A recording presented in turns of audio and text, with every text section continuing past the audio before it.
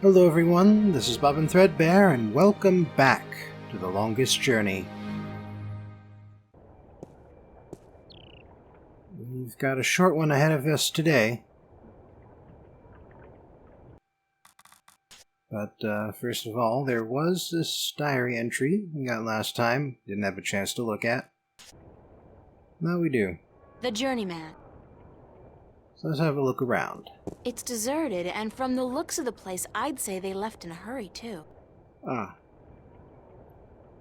Well, there's the war coming. I don't really blame them. And here's another diary entry. Yep, Tyrant are coming. So who all can we visit? Brian Westhouse, huh? It's a brown... Brian Westhouse. I figured you'd still be here, Brian. April Bloody Ryan. Well, what do you know? It's good to see you, girl. Now get the hell out of Marcuria before the shit hits the fan.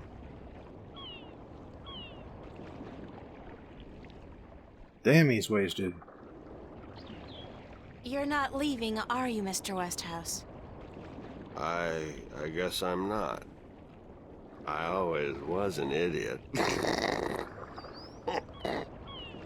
You're not an idiot, Mr. Westhouse. Brian, you're just fighting for something you believe in, something you care about. I don't care a whittle about this bloody town. I think you do. I think you care a lot, but you hate to admit it. Yeah, well... I built this house with my own two hands, you know. First thing I ever did that I was proud of. Real proud of. I ain't about to leave it to those damn tyrant trolls waltzing in here under the pretense of defending their borders. It's the Vanguard holding their leash, be sure of that. What are you gonna do when they get here? I got an old gun locked up in the pantry. Enough bullets to take down at least 24 of those goblins. I'm going down fighting, that's for sure. You'll be fine, I'm sure of that. Just leave the bottle be until the victory party, okay? Don't worry about that, girl. That's my last batch of real whiskey. All I got left now is bloody Marcurian wine. And believe me, you don't want to get drunk on that. I believe you. Just take care of yourself, Brian. Take real good care. And you, Miss Ryan. I'll be keeping my fingers crossed for you. And if you ever come back this way... I promise to visit you, of course. Goodbye, Brian. I don't really see him making it out of this one alive. But I could be wrong. Either way, this is the last time we'll ever see him in this game. But yeah, you may have noticed that we've only got 3 of the stones we need. The blue gem doesn't count. Enter, honored guest, and I would have been with you presently. There's one other obviously magical person from a magical race. So perhaps he has it. I'm glad to see you're okay, Obnoxus. Should I not have been okay, April Ryan? I wasn't sure. Everybody else has left town. Yes, most everyone did. A war is coming. Shouldn't you be leaving too, then? I am, after I see you again. You shouldn't be putting yourself in danger for my sake, Obnoxus. Then, for the sake of the balance, you will find 3 stones, yes? I did, yeah. Just missing one now. Here, this was the stone of the Venar entrusted to me. I was to take this to Marcuria, and there hold embassy until the Kanangla will come to take it from me.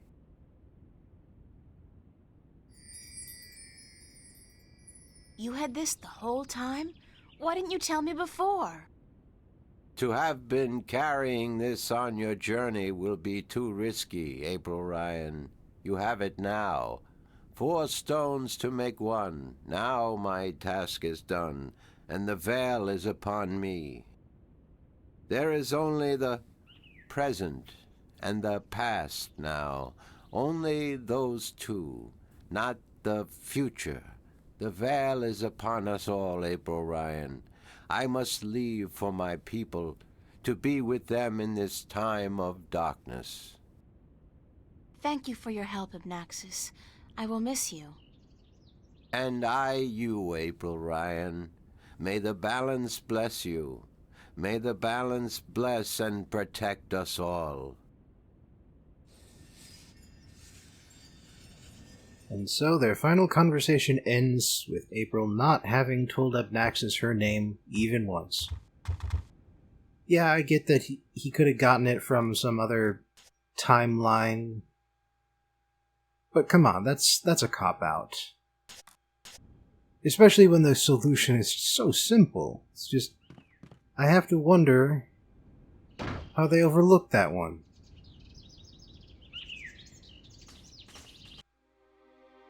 One line of dialogue. That's it. Some kind of sandstone, very malleable, but also very vulnerable to the elements. These cliffs probably have huge, naturally formed caves and tunnels. Alright. Time to make use of this thing.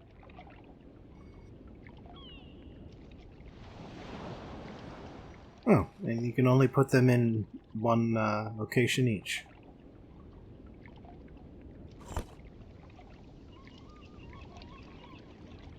Huh. That is not how they look in the inventory. I mean, I guess that explains how they, how she was able to tell that the elation stone was broken in half. Like, if it was half of a giant circle, that would be pretty obvious, yeah.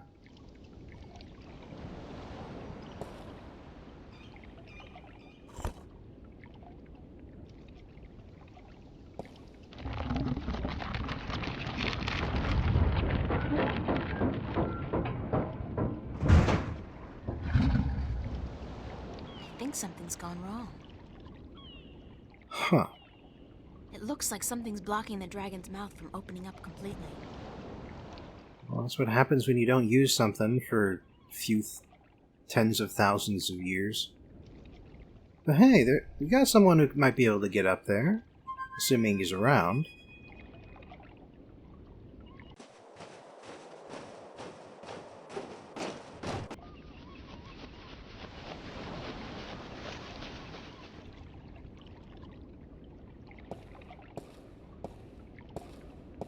Don't tell me.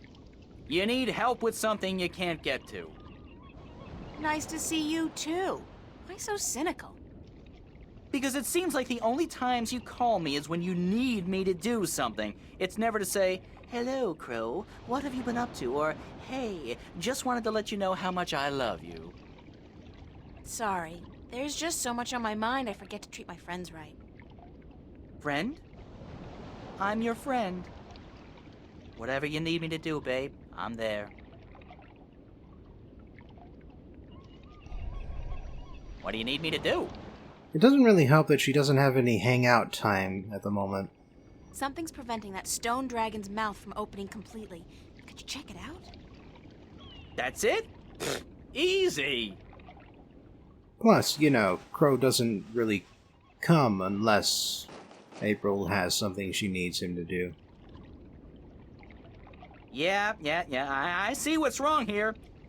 When was the last time they cleaned this thing? There's pigeon There's pigeon crap all over it. Some of it's so old it's almost petrified. Great! Peck it off. Peck it? No. No, that's disgusting. Nobody told me I was gonna be pecking pigeon crap when I joined up for this adventure. Crow? Peck it off! Yike! Well, to be fair, April's done some pretty crazy stuff herself. Crazy and disgusting. I'm on fire!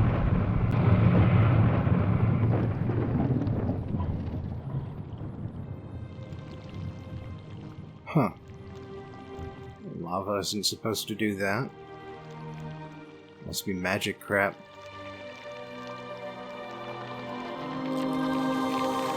Yeah, there it is. Okay, and there it goes.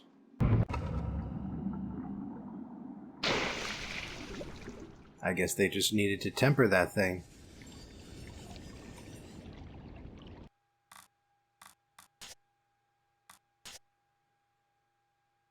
Oh, hopefully getting it out of the pool down there won't be too much more added effort.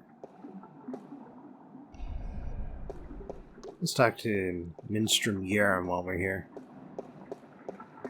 So you're still here? Eh? Oh, it's just you. If you have come to use the library, I'm afraid I must disappoint you. We're all very busy today. Very busy indeed. Don't worry, I didn't come by to do any reading today. Good. With the Tyrant army approaching, we don't have much time. Is Vestrum Tobias around? Oh, goodness. You do not know? I'm sorry to have to tell you this, but Tobias, he's dead. Murdered. No, by whom? We don't know, but we suspect Vanguard agents, of course. In the chaos of the evacuation, the soldiers had their hands full making sure no one was trampled, and that looters were promptly apprehended. When we visited the temple after everyone had left, there were so many books and valuable artifacts we wanted to bring here for safekeeping. We found Tobias by the mules he loved so dearly. He'd been stabbed in the heart, and from the looks of it, he didn't resist much at all. He probably even knew his assailant. Why Tobias? He was the kindest, gentlest man I've ever known. Always helpful, always ready to listen. I'll really miss him. So will all of us. He was a great man, and a great Vestrum, and we will never see another like him. But unfortunately, there were many who disagreed with his views, and the Vanguard, well, they would be happy to see the end of him for good. Another reason for doing everything we can to stop them. Shouldn't you be leaving the city? Leaving? No, I'm staying here with my fellow Minstrom. The Enclave is our life and our home, and we're not letting the Vanguard and the Tyrant army drive us away. But we will defend ourselves. With what? Books? We may look harmless, but don't judge a book by its cover. There are many of us who are skilled at magic. I can throw a pretty mean ball of fire myself. We even have swords and bows, and a few of us are well versed with deadly weaponry. So we won't be easily defeated, trust me. What's the rusty wheel downstairs for? The wheel? Oh, yes, the wheel. That's used for draining the water out of the pool. Do you know why the drainage wheel is stuck? Goodness, it is. Why, yes, of course it is. We keep the sluices locked so that the pool is not drained by accident. Could you unlock it for me? Certainly. But why? Because I need to drain the pool. Goodness me, you do? Very well, I will unlock the sluices. Fair enough. You know what occurs to me? That must be a weird stone to float in water like that.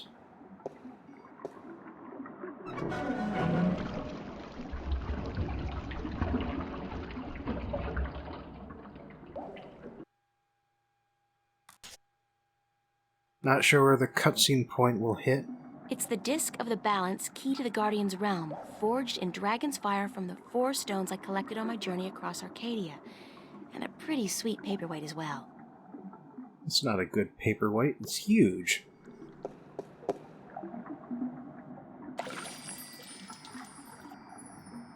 And now it's mine. It's the complete and assembled stone disc, forged by the fire of a dragon and chilled in the cool waters of the Sentinel Enclave. And apparently I can't just stuff the blue stone in it just yet. Oh well, that'll happen eventually. We got 3 more of the things to find first, and... Huh. The diary sound went off, but there's no new entry. I know it's coming up soon.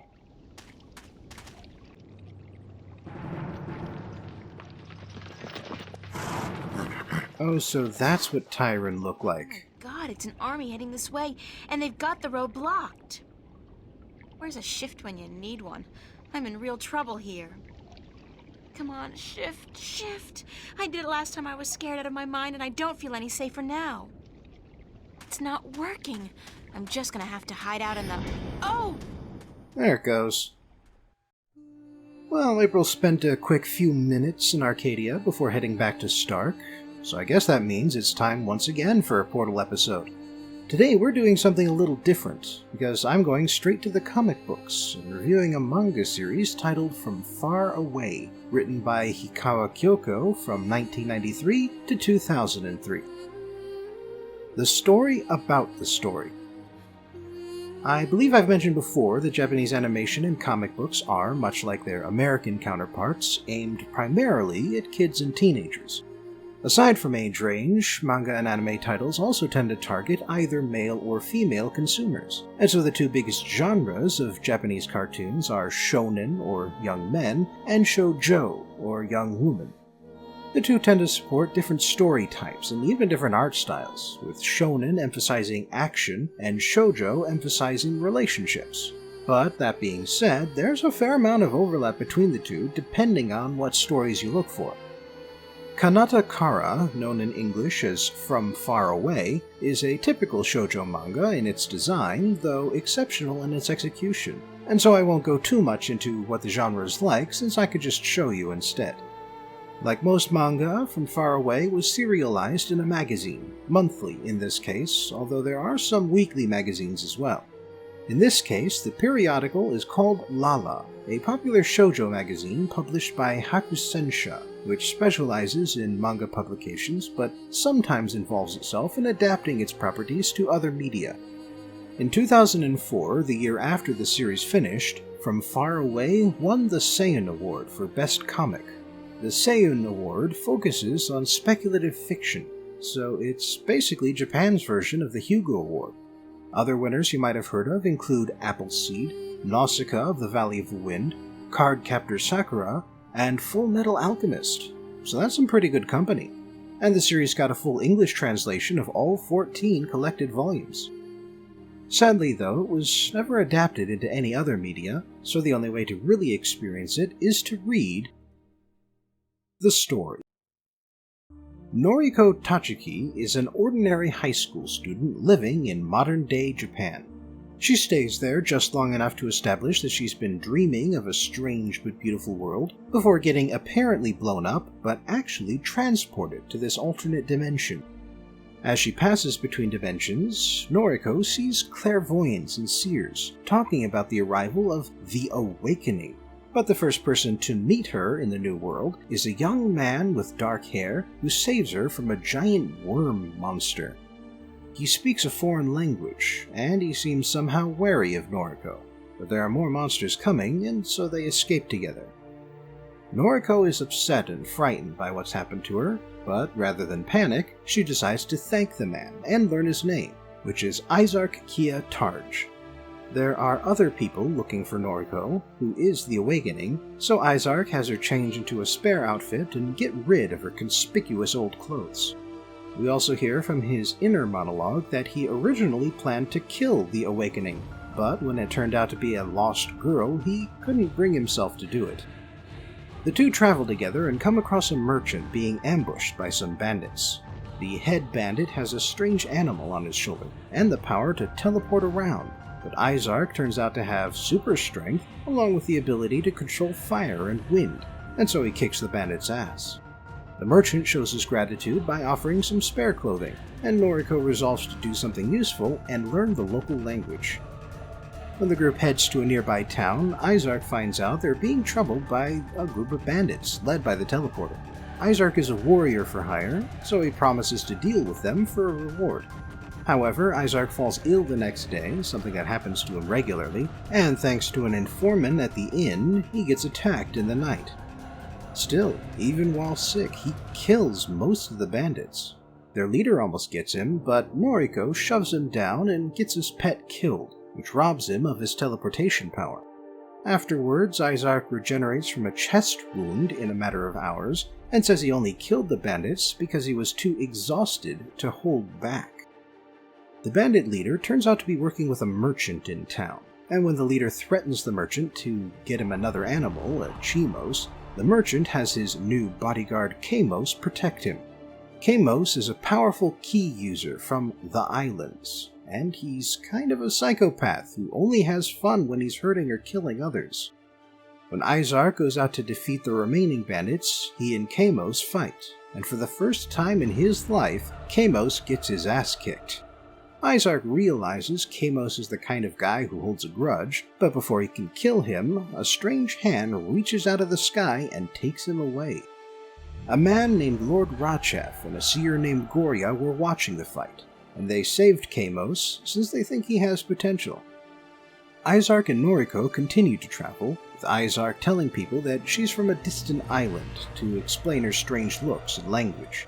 Noriko is steadily picking up the local language, and eventually Izark is able to warn her not to tell anyone where she really came from. With that done, he takes her to Gaia, the woman who taught him how to use a sword, and who is something of a mother figure for him, since his real parents rejected and abandoned him. You see, Izark is destined to become the powerful and evil Sky Demon, and the Awakening is the catalyst who will cause this transformation to happen. Izark wanted to kill the Awakening since he doesn't want this to happen, but since it turned out to be Noriko, he decided to give her to Gaia and go away instead. However, Gaia's place isn't as peaceful as Izark hoped. She's soon visited by Grand Duke Jada, his two sons, and his bodyguard Banadan. Jada is being ousted by his rival, Grand Duke Kamo, who's much more ambitious and warlike, and Jada complains that peace-loving leaders throughout the world seem to be losing power or getting assassinated. Kemo's forces attack in the night, and while Noriko is safe in a cellar, Jada gets captured, and Gaia has to run off. Meanwhile, Izark is regretting leaving Noriko behind, and so when she gets attacked by some street toughs and calls his name in her mind, he hears it and immediately wants to go back for her. Unfortunately, Izark has been singled out by the corrupt Lord Nada, and while he easily beats the slope-headed thug who attacks him, Izark falls asleep when Nada's head bodyguard uses wind powers to deliver a knockout drug. Fortunately, Noriko happens across Agol Dena Ofa, a mercenary whose daughter Gina happens to be a blind seer, but whose seeing stone was recently stolen. Lord Rachef sent the two out to find Noriko and Izark, but instead they help her out. After Gaia returns, Noriko and Izark confirm that they can send their thoughts to each other, and since Lord Nada is holding Izark, Duke Jada, and the Seeing Stone, they all work together to infiltrate Nada's gladiator fights and bust everybody out. In the process, the slope-headed guy, Barago, decides he's sick of bowing to assholes like Nada, and goes with them. The group decides to travel through the White Mist Forest to enter the next country and take shelter with Gaia's sister. However, the forest is haunted and refuses to let them leave while an evil force attacks them and feeds their darkest thoughts. Fortunately, a good spirit named Erctuli is able to communicate with Noriko, and he explains that the other spirits are villagers who killed each other when they got infected by the darkness. It takes some doing, but Noriko and the others purify the evil spirits and return them to sanity, freeing themselves in the process. Still, the dark force is still around, and it causes a giant bird to attack Noriko and Izark. Izark has to use so much power that he transforms into the Sky Demon, but Noriko cares less about his appearance and more about the fact that he might lead. So she says she loves him and kisses him, and Izark returns to normal. 3 months pass as Noriko recovers from her injuries along with Izark, Agol, Gina, and Virago. Izark hasn't responded to Noriko's confession, but that's because he's still worried about the whole Sky Demon thing. However, now a demon named Silent Mask wants to kidnap Noriko and use her as a sacrifice, and the demon is able to empower its servants. Not enough to challenge Izark, but still. The five meet up with Gaia and her sister Xena, and Banadam takes a moment to confess his love to Noriko, although she shoots him down right away. Izark has another weak spell, and while he's vulnerable, Silent Mask's agents kidnap Noriko and cut off Izark's arm. So Izark goes full Sky Demon mode, reattaches his arm, storms the palace where Silent Mask is, and brings the whole building crashing down. He almost loses himself to his anger, but Noriko reaches him in time to bring him to his senses. Afterwards, Silent Mask and another evil seer named Tazashina attack Izark and Noriko in the woods, and only now does Noriko realize who the Awakening and Sky Demon are and what that implies. After they get rid of the bad guys, she promises to leave Izark alone after that, but Izark says he loves her too, and together they can find a way to change their fate. The two then decide to head off on their own so that their friends will stay safe. Several months pass, and it turns out Lord Rachef has been breeding those teleporting Chimos rodents with the help of an abused breeder named Doros. Chimos can only teleport a few yards at a time, normally, but it turns out you can create a portal to a more distant place by killing a whole bunch of Chimos all at once. Rachef uses this power to open a portal to a buried temple, and he has a powered-up Chamos use a second portal to jump to Izark and attack him. A third portal lets Rachef take Noriko to his mansion and lure Izark to the buried temple, a place where evil energy is at its strongest. Noriko can sense Izark losing his fight with Chamos, so she tries to escape out a window. It doesn't go well, but fortunately the breeder Doros takes pity on her and decides to help her out. And so does Erctuli and the purified villager spirits, who it turns out were never that far away. With the help of them and the last living Chimos, Noriko gets to the temple before Izark dies or becomes the Sky Demon, and as she reaches for him, Izark realizes that his power doesn't have to be dark. And when he awakens to this truth, a pair of angelic wings spring from his back. The two escape and hide out in a farming village for several months after that, with Doros coming with them and hiding them from dark magic. That changes when 3 bounty hunters come to town looking for Duke Jada's wife, daughter, and chief commander, who also happen to be hiding in this village. The 3 hunters have superpowers thanks to a dark energy infection, but they were originally good people, and so Izark manages to talk them back to sanity. Still, the village isn't a safe place to stay anymore, so both groups decide to go to the holy desert city of Enamarna, where Jada and the other ousted leaders are hiding. The journey is long and difficult, especially since the dark powers seem to be growing and infecting more people. However, they eventually get there safely and are welcomed with open arms by their old friends. Not all is well, however. Lord Rachef is preparing to besiege Enamarna, despite its holy reputation, and so Izark uses his wind powers to scare the soldiers off. But while he's away, Rachef uses his remaining teleportation magic to kidnap Noriko one last time. Rachef's Dark Lord wants him to kill Noriko, since that would trigger the Sky Demon transformation, but Rachef wants Noriko to give him whatever power she's been giving to Izark. You see, like Izark, Radchev was hated by his mother, and so he's developed an emptiness inside him. This emptiness makes him hate the things he has and desire everything he doesn't. And so this hatred causes his spurned lover Tazashina to taunt Noriko with a pair of captured Chimos. Despite the taunting, Noriko uses the Chimos to teleport back to Izark, but the effort nearly kills her. Radchev, Chimos, and the seer Goria make one last assault on Anamarna, this time using sand creatures that won't run in fear. However, the energy from the good inhabitants of Anamarna protect it from the creatures, and Goria dies when the backlash hits him. Chimos and Izark fight one-on-one, but when Chimos sucks up too much evil energy to get stronger, it corrupts his body and kills him. It's at this point that Noriko realizes the truth, even as she's lying in bed.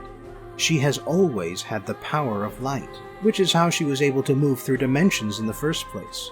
And, as the Awakening, she can show Izark how to enter the world of light. So, as Noriko destroys the Sand Monster army with a gesture, Izark flies into the Dark Lord's sanctuary and destroys the moonstones that keep him alive. Radchev has taken in too much of this power to survive the process, but the way Izark ends things is by hugging him and saying, "You were always loved." Now that he's fully awakened to the power of the light, Izark can send Noriko home, but she chooses to stay with him instead. Still, she doesn't want her family to worry, so she writes down everything that's happened to her and has Izark send her notebook to her house in Japan. In it, she asks her father, who happens to be an author, to write a book about her, and she asks that the first sentence of the book be, "Greetings from far away." The analysis. Like I said earlier, From Far Away is fairly typical for a shoujo epic fantasy story, but there are a few ways I'd say it definitely stands out from the crowd. The love rival is always a classic archetype, but in this case, he's not pushy, and the protagonist doesn't string him along or anything. He says his piece, he makes some good points about the issues in the main relationship, and when Noriko tells him that he doesn't have a chance, he backs off. That is far too rare for this genre. Noriko herself is a bit unusual for a shoujo protagonist. She never really transgresses gender roles, and she's often a damsel in distress, but she always thinks of something to do when she's stuck in a bad situation, and she's always confident in her decisions once she's made them. It's unfortunately common in this kind of story for the protagonist to be a passenger in her own life story, to just stand there and either complain loudly or worry quietly, doing nothing constructive in either case. And that's something that shoujo stories share in common with Western fairy tales. I went over this back in my review of Enchanted. But Noriko takes action and finds ways to be useful, even though she never throws a punch or wields a sword. Noriko's protective nature also plays into one of the main themes of the series, which is that every little bit helps. We are all one. All of us are in this together. And so each of us doing our own small part can make great things happen. It may not feel all that special or glorious, but we are making a difference. Then there's Izark, the typical dark and broody love interest. Girls love the bad boy after all, but here's the thing. He's ultimately a good person, and he's always a good person from the first to the last moment we see him. He doesn't need fixing. He never hits or assaults Noriko, even when he's in crazy sky demon mode, and for that matter, he only kills when he has no other choice. He does jerk Noriko's feelings around for a while, but the reason for that is because he's legitimately worried that loving her will doom the world. And even then, both protagonists confess their feelings by the end of Volume 7, halfway through the series. That's pretty good when a lot of shoujo series, shonen series too for that matter, drag that romantic tension out to the very end. Something else I like about From Far Away is the way it depicts the fight between good and evil. there's a real distinction between the motivations, the tactics, and the goals of the protagonists and the antagonists. The good guys work together, trust each other, pool their resources, avoid killing when possible, and are willing to forgive and redeem their former enemies. The bad guys belittle and betray each other, they desert and defect, often to the good guys, they steal from anyone they can, they do whatever it takes to get ahead, and as soon as an ally is no longer useful, they discard them. This contrast really helps you understand what makes good and evil different, and thanks to that distinction, it's clear that while acting selfishly and betraying people can get you ahead in the short term, trusting others and helping out will make things much better for you and for everyone in the long run. Thanks for joining me again for today's manga review, and I hope I'll see you next time for a book about a polar bear, a scientist, and a soothsaying compass.